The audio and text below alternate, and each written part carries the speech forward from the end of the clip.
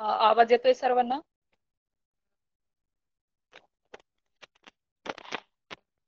आवाज येतोय?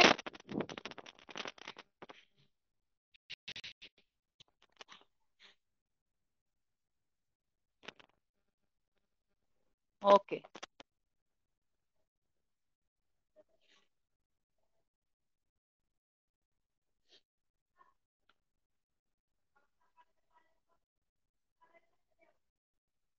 Screen share करू शकताय का रे? गोपाळचे शौर्य,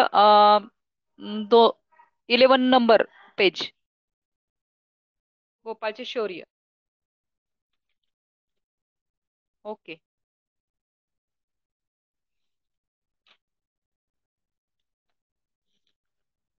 त्यातलं आपलं बरचसं झालेलं आहे भाग, शेवटचा भाग राहिलेला आहे. गोपाळचे शौर्य.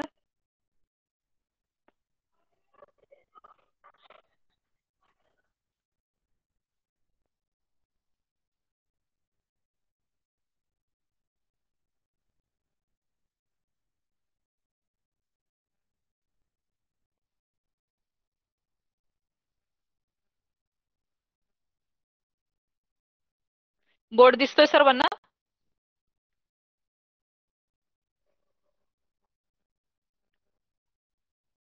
हा, गुड मॉर्निंग. बोर्ड दिसतोय?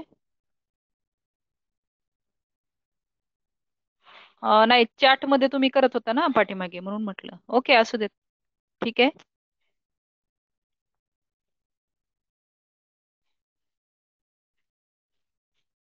नाही, ते माझ्याकडून पण नाही होत, म्हणून म्हटलं. ओके, ठीक आहे. आपण पुस्तक पेज नंबर 11 चालू आहे आपलं, तर ते पाहूयात.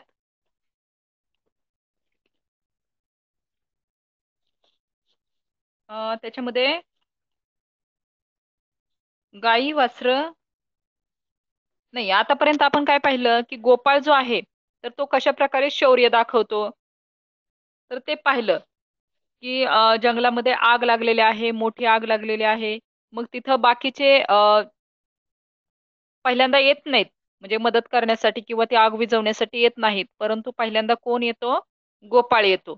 आणि गोपाळ आल्यानंतर मग पाठीमागे, त्याच्या पाठीमागे बाकीचे लोक मदतीसाठी येत असतात. स्क्रीन मी दिसते का रे तुम्हाला?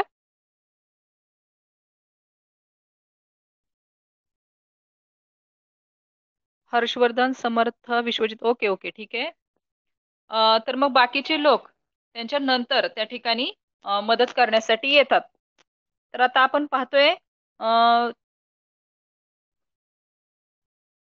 अग्निशामक दलाच्या गाड्या सुद्धा तिथे आलेल्या आहेत. किती गाड्या आल्या होत्या अग्निशामक दलाच्या?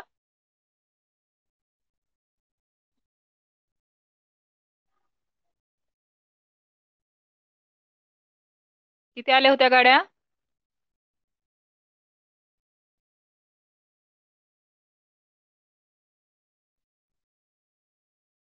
Okay okay. चॅट मध्ये स्क्रीन दिसते का रे?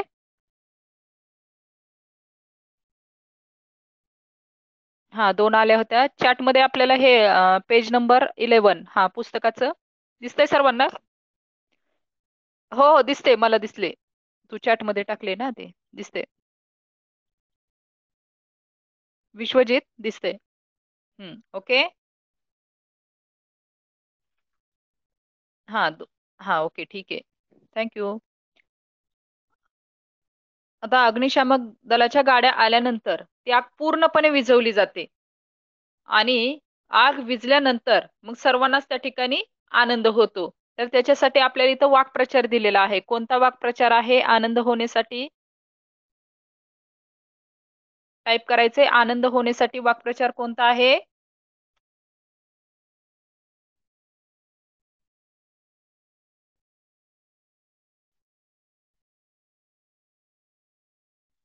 नाही, तिथला तिथला आपल्याला सांगितलं ना, काल आपण घेतला की तिथला एक वाक्प्रचार आहे की त्याचा अर्थ काय आहे ते आपण तिथे पाहिलं. की ज्यावेळी पूर्णपणे आग विझली त्यावेळी सर्वांच्या चेहऱ्यावरती आनंद आला. तर त्याच्यासाठी शब्द होता, शब्द म्हणजे वाक्प्रचार. त्या ठिकाणी होता, काय होता?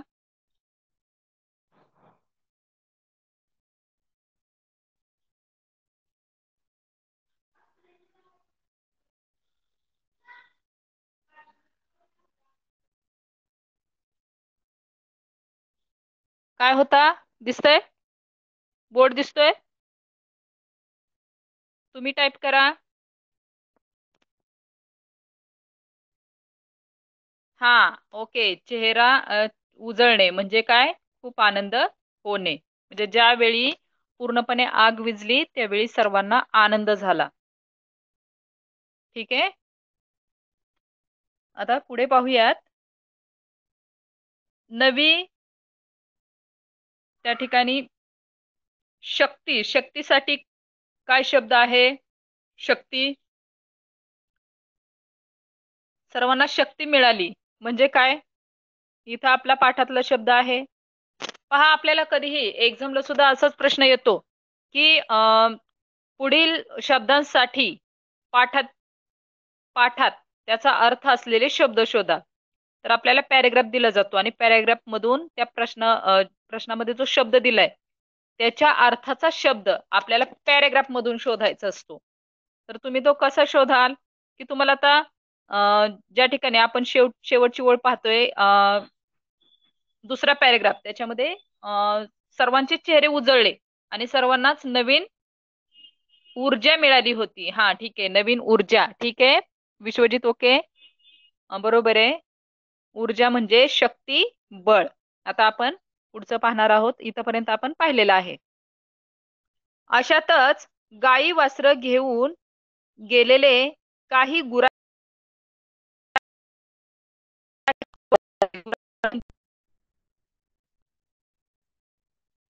गुराखी म्हणजे काय?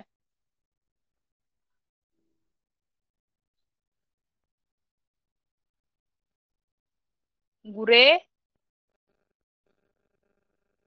चारणारे लोक त्यांना म्हणतात राखी. हा, दिसतंय ना? बोर्ड वरती दिसतंय ना? बोर्ड दिसतोय ना सर्वांना? Yes or no?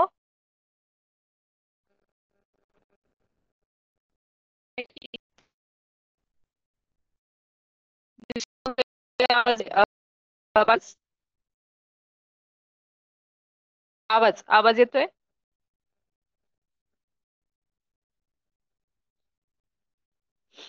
ओके, ठीक आहे. अशातच गाई वासरं घेऊन गेलेले काही गुराखी मुलांजवळ आले आणि त्यातील एक जण काय बोलतो?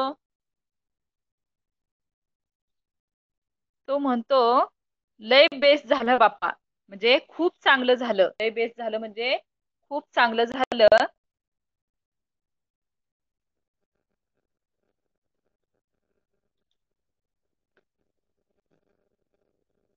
आग इजली म्हणजे आग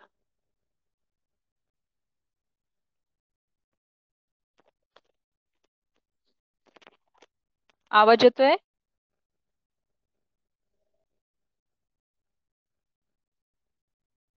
आता येतोय का? ओके ओके, ठीक आहे. तर त्यातील एक जण हात जोडून म्हणतो, लय. लय म्हणजे खूप. लय म्हणजे खूप. बेस म्हणजे चांगलं. झालं बाप्पा म्हणजे खूप चांगलं झालं, असं अशा प्रकारे तो म्हणतो. आग इजली म्हणजे आग विझली. गडावरची तर कितीकच झाडं झुडपं भाजून निघाली. म्हणजे गडावरची तर म्हणजे गडावरची कितीतरी झाडं झुडपं भाजून निघालीत. म्हणजे त्या ठिकाणी जळालेली आहेत. जरासा का उशीर झाला असता तर आम्हीही तसेच भाजून निघालो असतो. जे थोडा जरी उशीर झाला असता तरी आग अशी भरभर सगळीकडे पसरली असती आणि हे जे सर्वजण जे गुराखी होते ते सुद्धा या आगीमध्ये भाजून निघाले असते. म्हणजे जसं की झाडं झुडपं भाजलेले आहेत म्हणजे जळालेले आहेत, तशा प्रकारे आम्ही सुद्धा भाजून निघालो असतो, असं कोण म्हणतं? कोण म्हणतं हे वाक्य? मला सांगा. हे वाक्य कोण बोलते? कोण कोणास म्हणाले? हा, गुराखी. एक गुराखी म्हणतो. ओके, छान.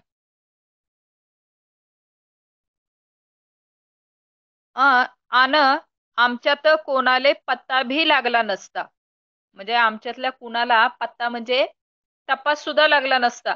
म्हणजे आम्ही कुठे आहे, कुठे भाजून त्या ठिकाणी निघालोय, असं कुणालाही त्या ठिकाणी कळालं नसतं. म्हणजे आमच्याबद्दल कुणालाच माहित झालं नसतं. तुम्ही समद मदतीस धावून आलेत, म्हणजे तुम्ही सर्वजण, समद म्हणजे सर्वजण मदतीचं म्हणजे मदतीसाठी धावून आले. त्यामुळे म्हणजे आमचा सुद्धा जीव वाचला. नाहीतर आम्ही जर भाजलो असतो, जळालो असतो, तर कुणाला पत्ता सुद्धा लागला नसता, तपास सुद्धा लागला नसता. अशा प्रकारे ते म्हणतात. बेस म्हणजे काय? बेस म्हणजे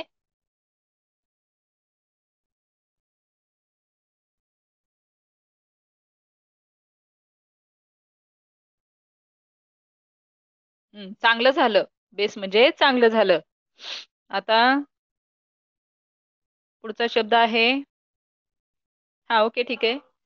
गहिवरून येणे म्हणजे भावनेने मन भरून येणे.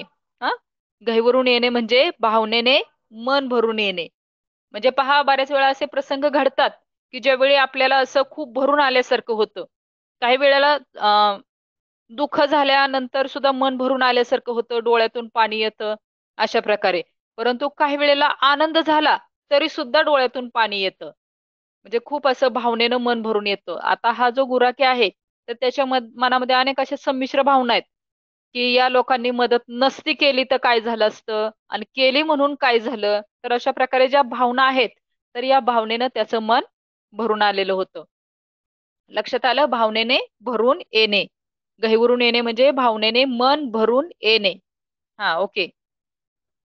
खरंच आमच्या या गोपाळनं निरपेक्ष भावनेनं, निरपेक्ष भावना म्हणजे कसली भावना?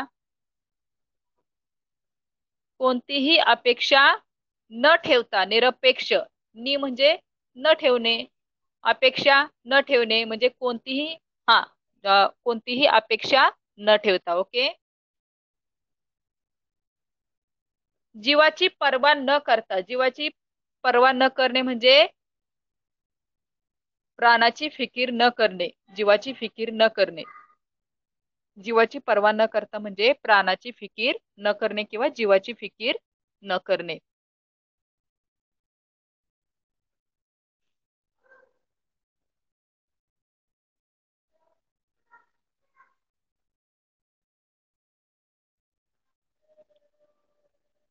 तर याच्यासाठी मला एखादं वाक्यात उपयोग करून सांगा. गहिवरून, नाही, जीवाची पर्वा न करणे या वाक्प्रचारासाठी वाक्यात उपयोग करून कोण सांगते? वाक्यात उपयोग करून सांगायचंय. मराठीत टाईप करा किंवा इंग्लिश मध्ये. फक्त समजा आता प्राण म्हणायचंय तुम्हाला, तर PRAN प्राण लिहिलं तरी चालेल.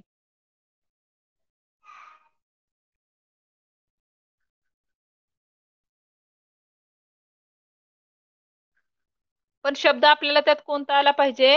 जीवाची पर्वा न करणे हा शब्द त्याच्यामध्ये आला पाहिजे. कारण प्राणाचा विचार न करता, प्राणाची पर्वा न करता, फिकीर न करता, हे झालं त्याचा अर्थ. परंतु ज्यावेळेस आपण वाक्प्रचार लिहित असू, तर त्याच्यामध्ये आपल्याला काय लिहायचंय?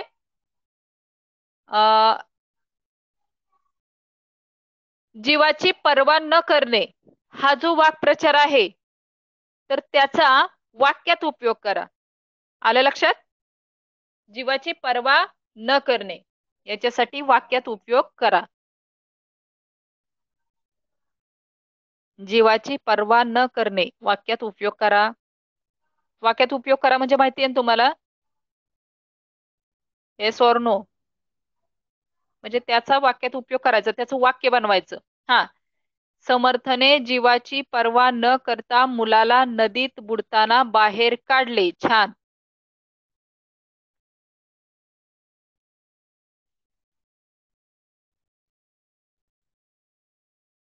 आणखी प्रयत्न करा. छोटं वाक्य दिलं तरी चालेल. जीवाची पर्वा न करणे.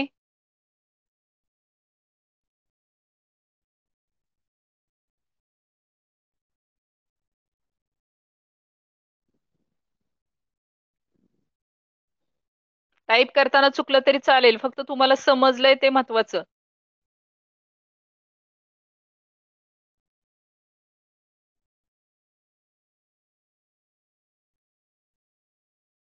हा, श्यामने जीवाची हा, परवा न करता त्याच्या भावाला भर पावसात तो कोट घरी घेऊन आला. छान छान, ओके, छान. पुढे आणखी कोण कोण? चारच जण आहेत. चार जण म्हणजे फक्त ओमकार, समर्थ आणि विश्वजित आहे का तुम्ही तिघेच? ओमकारचं उत्तर राहिलंय. हा, अरे तिघेच का बरं? आधीच्या क्लासला होते का रे बाकीचे? हा, समर्थ आहे, विश्वजित आहे आणि ओमकार आहे. आणखी एक कोण आले?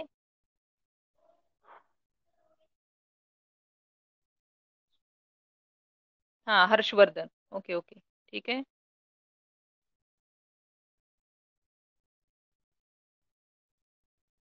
ऑल कुठे येत रे? आर्यन कुठे?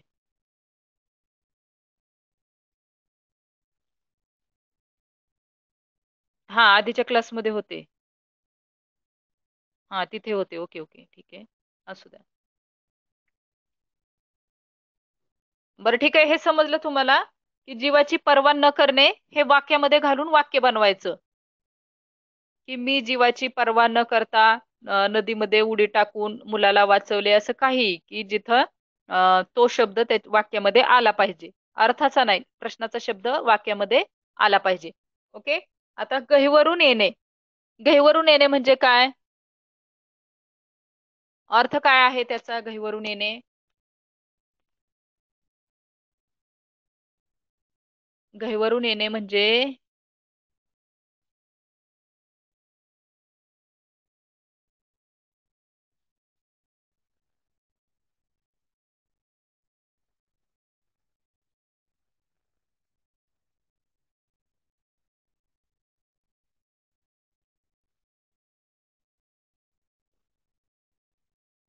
दिसतंय तुम्हाला हे? वाचता येते? हा.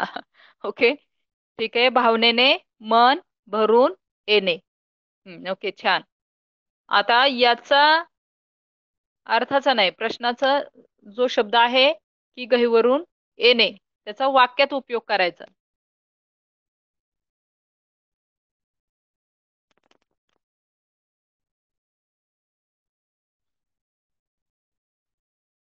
भावनेने मन भरून येणे हा झाला अर्थ गहिवरून येणेचा. पण गहिवरून येणे हे आपल्याला त्या वाक्यामध्ये घालायचे, तर ते तुम्ही कसं घालाल?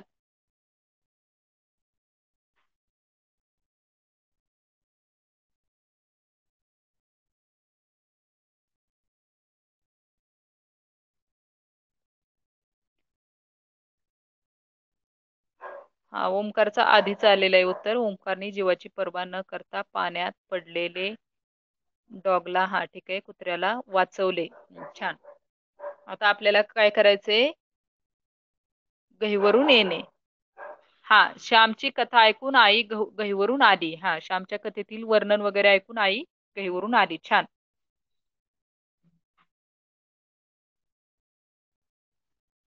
तुम्हाला सर्वांना एकमेकांचं चॅट दिसतंय ना?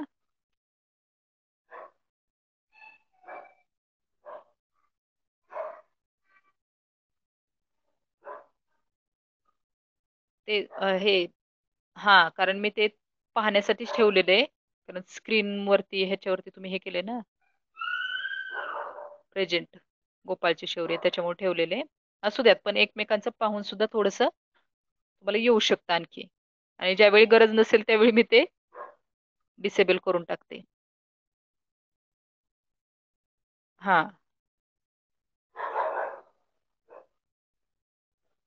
गहिवरून येण्याचं लिहिताय ना? ह्याचं विश्वजितचं आलेलं आहे उत्तर. बरोबर आहे.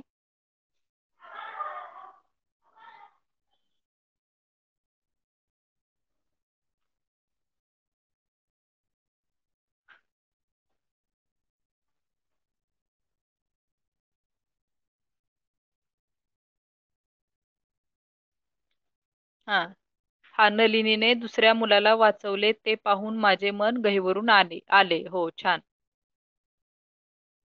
ठीक आहे, म्हणजे तुम्हाला समजलं ना, म्हणजे नक्की काय अर्थ आहे आणि कसं वाक्य बनवायचे. ओके, इथपर्यंत समजले तुम्हाला? आता आपण पुढे जाऊ. हा, येस मॅम, ओके ओके, ठीक आहे. आता पुढे जाऊयात आपण. आज केवळ गडच नव्हे पेज नंबर 11 बर का. आज केवळ गडच नव्हे तर गुर आणि सर्व गुराख्यांचेही प्राण वाचले. त्याचं हे काम खरंच कौतुकास्पद आहे. कौतुकास्पद म्हणजे कौतुक करण्यासारखं, असे मोठ्या अभिमानाने शिक्षक सर्वांना सांगत होते. पहा, गोपाळनं कोणतीही अपेक्षा न ठेवता, आपल्या जीवाची पर्वा न करता, म्हणजे प्राणाची फिकीर न करता हे जे धाडस केलं होतं, ते त्याच्यामुळं काय झालं होतं, फक्त गडच नाही तर गुरं आणि सर्व गुराख्यांचे सुद्धा प्राण त्या ठिकाणी वाचले होते. आणि त्याचं हे काम खरंच म्हणजे अगदी कौतुक करण्यासारखं होतं, असं शिक्षक त्या ठिकाणी अभिमानानं सर्वांना सांगत असतात. कौतुकास्पद म्हणजे कौतुक करण्यासारखे, लक्षात ठेवायचं. निरपेक्ष म्हणजे कोणतीही अपेक्षा न ठेवता. दुसऱ्या दिवशीच्या वर्तमानपत्रातून ही बातमी सर्वच लोकांना कळाली.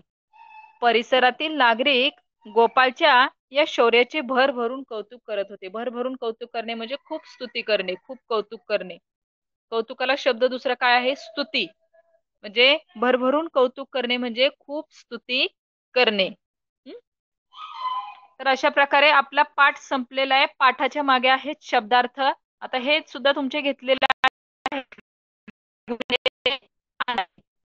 पौराणिक म्हणजे पुरातन, प्रयत्नच म्हणजे प्रयत्न, पोशिंदे म्हणजे, मला सांगा पोशिंदे म्हणजे.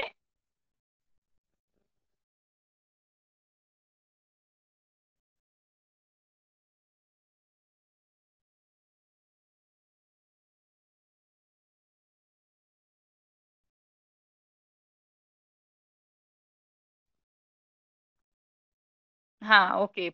म्या आवाज ब्रेक होतोय. का रे ब्रेक होतोय? आता येतोय का रे? पोशिंदे म्हणजे पोचणारे. हा ओके, ठीक आहे.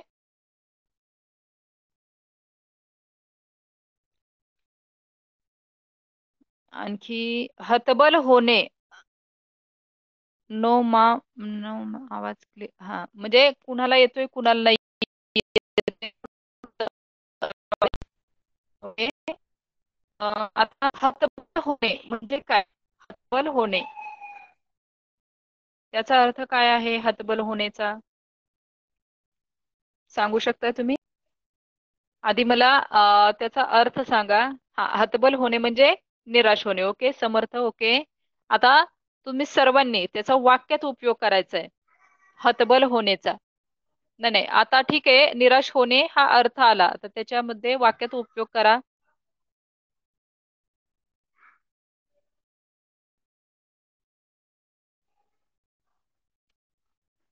हतबल होणे म्हणजे निराश होणे, पण त्याचा वाक्यात उपयोग.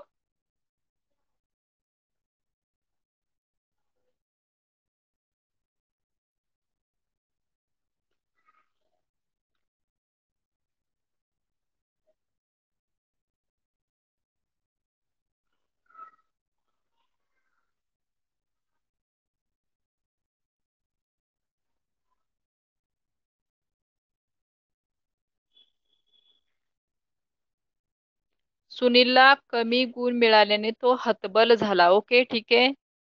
निराश झाला, हतबल झाला म्हणजे निराश झाला. ओके ठीक आहे. समर्थ. ओके. आणखी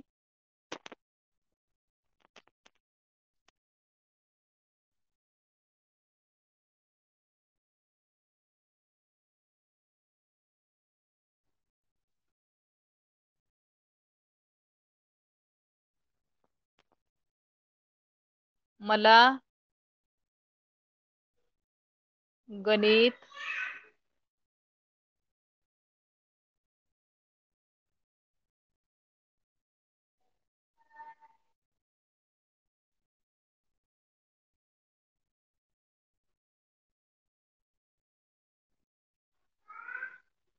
मला गणित सोडवता आले नाही. आले नाही म्हणून मी हतबल झालो. अशा प्रकारे कोरोनाच्या परिस्थितीमुळे सर्व नागरिक हतबल झाले आहेत. ओके, छान. मला पप्पाने बाहेर घेऊन गेले नाही म्हणून मी निराश झालो नाही. निराश झालो नाही. ओके, निराश झालो नाही लिहायचं. ओंकार. ओंकार कुणी लिहिलंय? हा, ओंकार. तर निराश झालो हा झाला अर्थ. आपल्याला काय असतं, जो प्रश्न आहे तर तो प्रश्न आपल्याला वाक्यामध्ये आला पाहिजे. जो इथं प्रश्न दिलाय ना तुम्हाला, हतबल होणे, तर तो वाक्यामध्ये पाहिजे. निराश होणे तुम्ही अर्थ सांगितला. आपल्याला परीक्षेमध्ये येताना कसं येतं, की पुढील वाक्प्रचारांचा अर्थ सांगून वाक्यात उपयोग करा. तर वाक्प्रचार असतो समजा हतबल होणे, तर त्याचा अर्थ काय? निराश होणे. आणि त्याचा वाक्यात उपयोग करायचा आहे, पण कशाचा? जो प्रश्नाचा शब्द आहे तो, म्हणजे हतबल होणे हा शब्द कुठे आला पाहिजे? वाक्यात उपयोग मध्ये आला पाहिजे.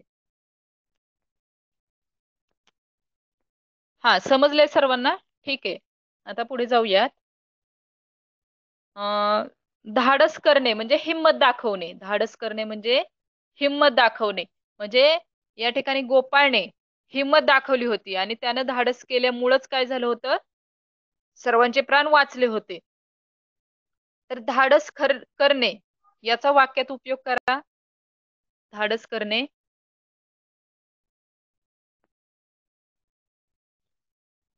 धाडस करणे म्हणजे मी तुम्हाला अर्थ सांगते.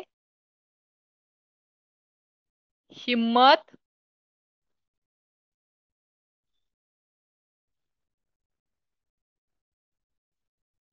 दाखवणे. धाडस करणे म्हणजे हिंमत दाखवणे. तर त्याचा वाक्यात उपयोग काय होईल?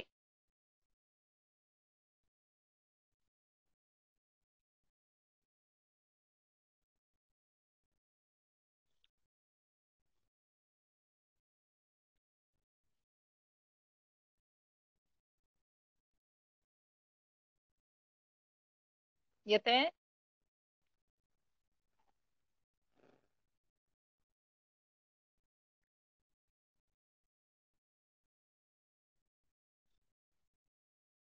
हा, त्याने सर्वांचे प्राण वाचवून धाडस दाखवले. छान, विश्वजित.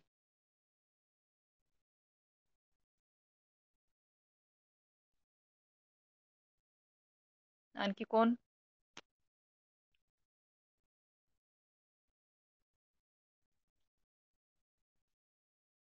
पुस्तकातलं सुद्धा तुम्ही लिहू शकता की गोपाळने धाडस दाखवल्यामुळे अ, पूर्ण गुरे आणि गुराखी यांचे प्राण वाचले. गोपाळने धाडस दाखवल्यामुळे गुरे आणि गुराखी यांचे प्राण वाचले. सार्थकने भर रस्त्यात गाडीवरून पडलेल्या माणसाला हॉस्पिटल मध्ये नेण्याचे धाडस दाखवले. हो, ओके, छान. समर्थ. आणखी कोणतंही वाक्य तुम्ही धाडस दाखवणे हा फक्त त्याच्यामध्ये शब्द घालून कोणतंही वाक्य त्या ठिकाणी लिहू शकता.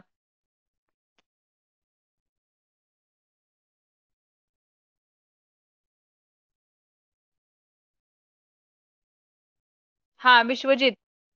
आहे. थोडस पण ते आता तुम्हाला ते टायपिंग मध्ये थोडस होतंय. त्याने सर्वांचे प्राण वाचवून धाडस दाखवले.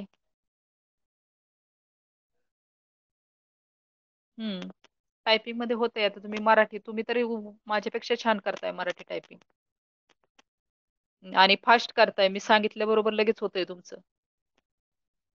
म्हणून म्हणते, तुम्हाला जर कठीण जात असेल ना तर असं इंग्लिश मध्ये केलं तरी चालेल तुम्ही, म्हणजे फक्त तुम्हाला समजलं हे महत्वाचं. हा, गोपालने आग विझवून धाडस दाखवले. छान, ओमकार, छान.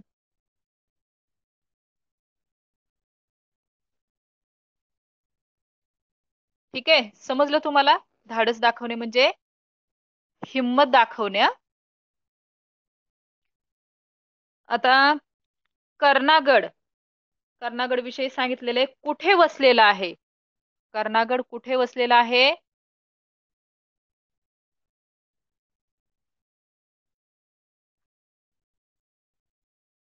आता एकमेकांची उत्तरं दिसणार नाहीत, आपापली उत्तरं द्यायची आहेत.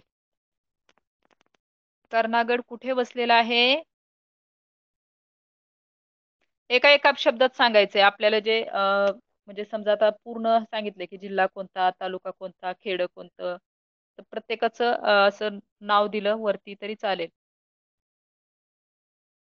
जसं हे पहा, कोणत्या जिल्ह्यात, तर नागपूर जिल्ह्यात. कोणता तालुका, नरखेड. नरखेड तालुका. आणि गाव कुठलं, मोहदी. मोहदी. पण या खेड्यापासून सुद्धा कुठे 8-10 किलोमीटर. हा ओके असू दे विश्वजित, ओके असू दे, ठीक आहे. हा नाशिक. नाशिक. नाशिक नाही.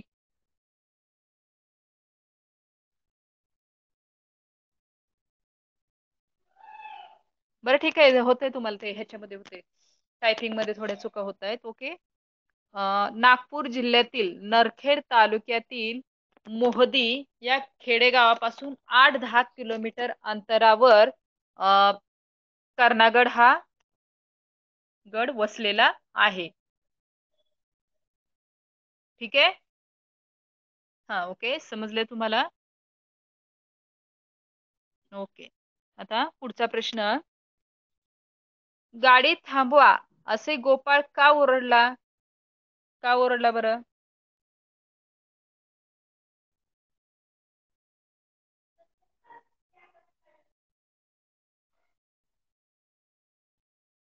कारण गडाच्या पायथ्याशी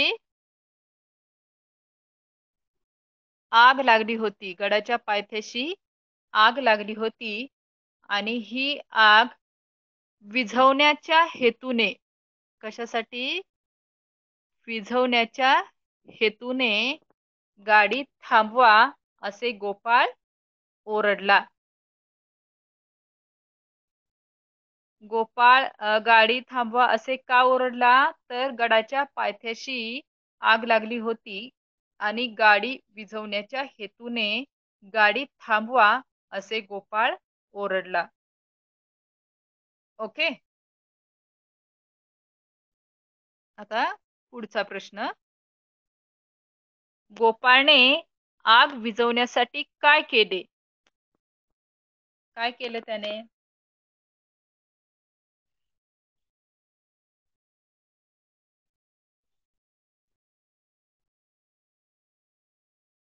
ठीक आहे ठीक आहे, ओमकार ओके, विश्वजित ओके.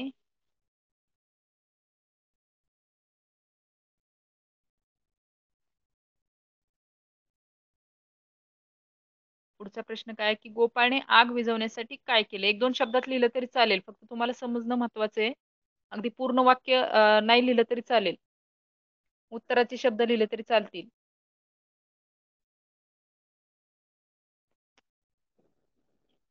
हा नदीतून हा त्या ठिकाणहून पाईप आणला. नदीच्या पाण्याने भरलेला जो रबरी पाईप आहे तो आणला. काय आणलं? पहिला रबरी पाईप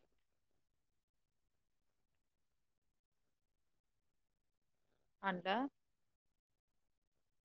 आगीच्या दिशेने ओढत आणला आणि आग विझवण्यासाठी पाईप मधले पाणी त्याने त्या आगीवर फेकले. हा रबरी पाईप, ओके ठीक आहे. हा ठीक आहे, समजलंय तुम्हाला. ओके.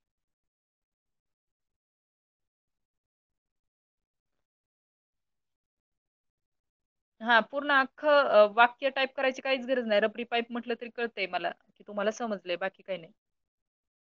आता ओके, पुढचा प्रश्न आता. आग वेळेवर विझली नसती तर कोणते नुकसान झाले असते?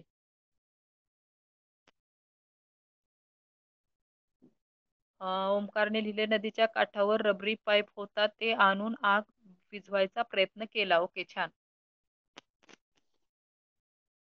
आग विझली नसती तर कोणते नुकसान झाले असते?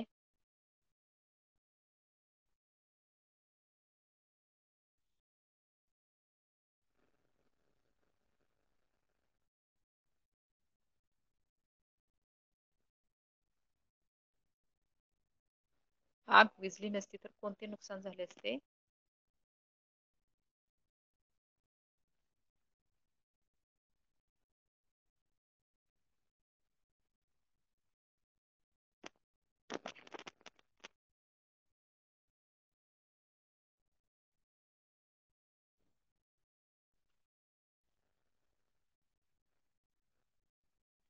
आग विझली नसती तर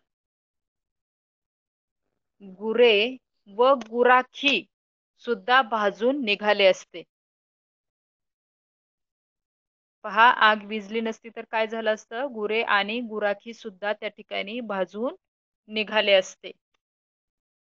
ओके. हा, आग विझली नसती तर झाडे, झुडपे, गुरे, गुराखी सर्वजण भाजून निघाले असते. ओके, छान. आग विझली नसती तर गुरे आणि गुराखी भाजून निघाले असते. छान.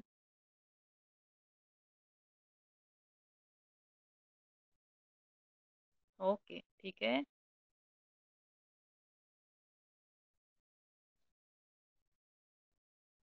ठीक आहे. ओके, आता पुढचा प्रश्न. कोण कोणास म्हणाले ते सांगा. त्यासाठी मी तुम्हाला आधीच प्रश्न विचारले की कोण कोणास म्हणाले ज्यावेळी पाठ शिकवला, कारण हे असे प्रश्न तुम्हाला येतात. तर कोण कोणास म्हणाले की अरे वेड्या, ही जंगलाची आग आपण कशी काय विझवू शकू? कोण म्हणाल?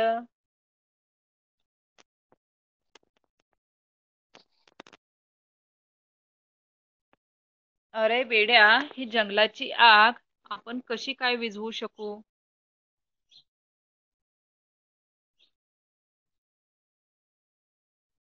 हा, शिक्षक गोपाळला म्हणाले. गोपाळचे शिक्षक गोपाळला म्हणाले. छान.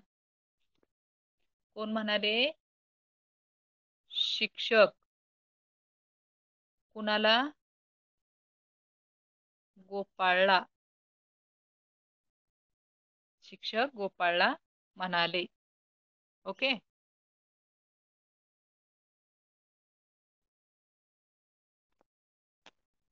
आता पुढचं आहे, माणसं असो का जनावर, त्यांना वाचवलंच पाहिजे ना.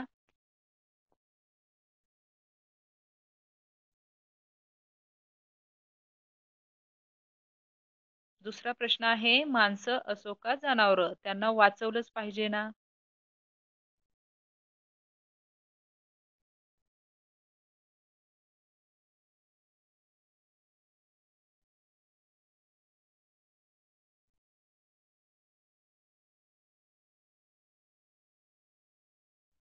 गोपाळ गुराख्याला म्हणाला. ओके. कोण म्हणाल? गोपाळ. कुणाला? गोपाळ गुराखी गुराख्याला. गुराखी जो आहे त्याला गोपाळ असं बोलला. हा, ठीक आहे. गोपाळ गुराख्याला म्हणाला. ओके, छान. आता पुढचा प्रश्न आहे, पण साहेब, हे कसं शक्य आहे? मला तर हा वेडेपणाच वाटतो. कोण म्हणाले?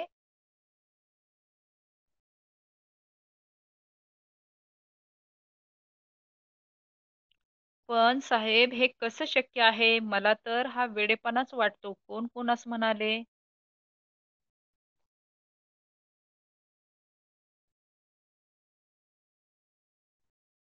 येत पाठवून पहा. म्हणाले कोणास आधी कोण बोलले, मग कोण बोलले आणि कोण कुणास म्हटलं. तिथं पाहिल्यानंतर लक्षात येतं आपल्या लगेच.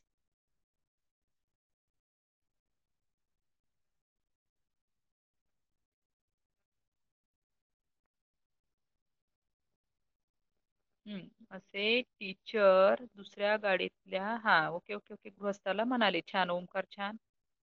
समर्थ छान शिक्षक दुसऱ्या गाडीतील गृहस्थांना म्हणाले. ओके. कोण म्हणाले? शिक्षक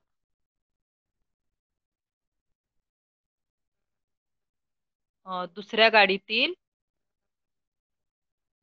गृहस्थ जे आहेत त्यांना म्हणाले.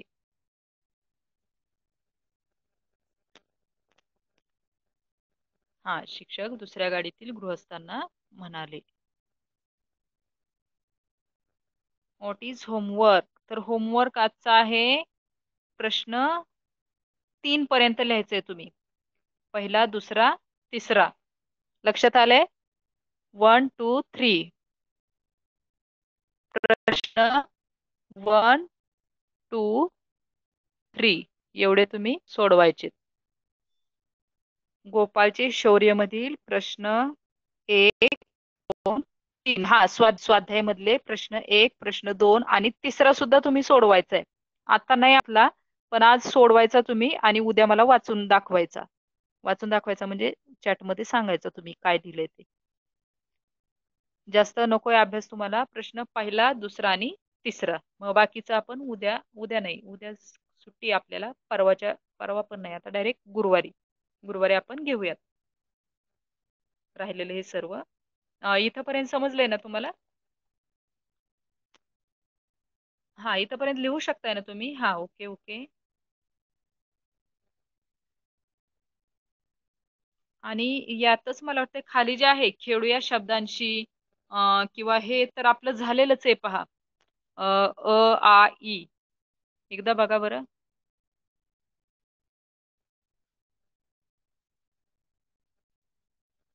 समर्थ काय म्हणतोय? अनम्यूट. ते नाहीये माझ्याकडे ऑप्शन तो.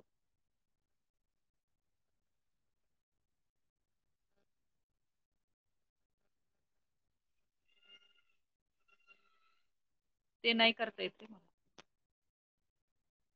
मी बघते स्क्रीन प्रेझेंट वर. Image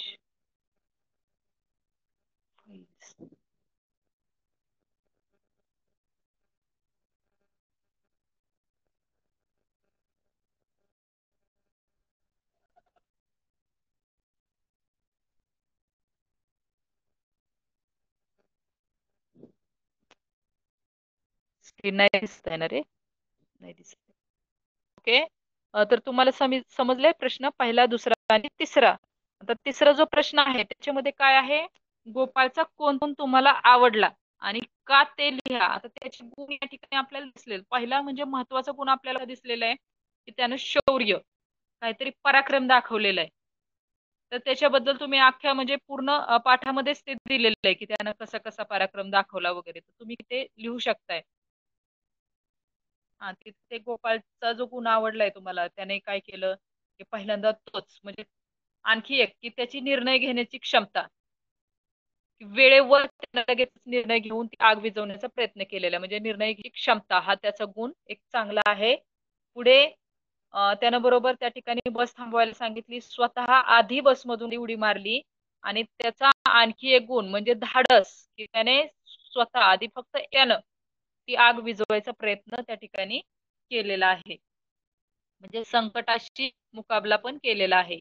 okay, bye.